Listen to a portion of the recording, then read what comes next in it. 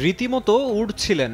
নেপালের মতো ক্রিকেট বিশ্বের ছোট দলের সদস্য হয়েও তারকা খ্যাতিতে পিছিয়ে ছিলেন না। একরকম আসমান থেকেই হন ভূপাতিত। তবে এখন সে ক্ষতে প্রলেপ দেওয়ার সময়। মাথার উপর থেকে দুশ্চিন্তার ঘন কালো মেঘ কেটে গেছে। আদালত রায় দিয়েছেন ছোট দলের বড় তারকা সন্দীপ লামিচানে নির্দোষ। ছিলেন ক্যারিয়ারের চূড়ায়। নেপাল জাতীয় দলের নেতৃত্বও ছিল তার কাঁধে, কিন্তু হঠাৎই সব এলোমেলো। অভিযোগ ওঠে ২০২২ সালে কাঠমান্ডুর হোটেলে ১৮ বছর বয়সী এক নারীকে ধর্ষণ করেছেন লামিচানে। এরপর ন্যাশনাল টিমের ক্যাপ্টেন্সি হারান তিনি। নেপাল ক্রিকেট অ্যাসোসিয়েশন তাকে নিষিদ্ধ ঘোষণা করে।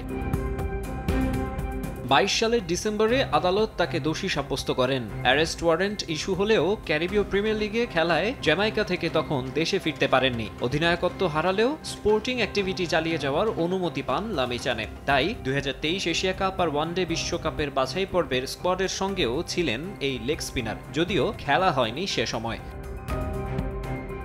ব্রাইট লক টেকনোলজি সাধারণ পাউডারের তুলনায় দেয় দ্বিগুণ উজ্জ্বলতা। রিন অ্যাডভান্সড দেয় দ্বিগুণ উজ্জ্বলতা। গত বছর ফেব্রুয়ারিতে মাঠে ফিরলে নেপালিজ ফ্যানরা তাদের সুপারস্টারকে সাদরে অভ্যর্থনা জানান। তবে সবখানে আগের মতো গ্রহণযোগ্যতা পাননি। দুবাইয়ে একটা ম্যাচ শেষে স্কটল্যান্ডের ক্রিকেটাররা তার সঙ্গে হাতই মেলাননি। চলতি বছর জানুয়ারিতে তাকে ৮ বছরের কারাদণ্ড দেন কাঠমান্ডু ডিস্ট্রিক্ট কোর্ট। পরে জামিন মঞ্জুর হয় তার। ওই রায়ের বিরুদ্ধে উচ্চ আদালতে আপিলও করেন সন্দীপ। এবার হাইকোর্টের রায় এসেছে তার পক্ষে।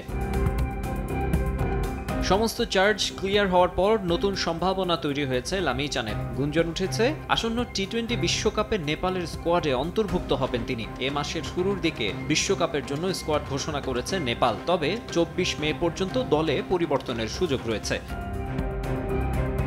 নানা চড়াই উতরাই পেরিয়ে এখানে ২৩ বছর বয়সী ক্রিকেটার। আইপিএল, বিগ ব্যাশের মতো প্রেস্টিজিয়াস ফ্র্যাঞ্চাইজি টুর্নামেন্টে আলো ছড়ানো হিমালয় কন্যার এই স্টারকে আবারও মাঠে দেখতে মুখিয়ে আছেন ফ্যানরা। মাকসুম আলম খান, সময় সংবাদ।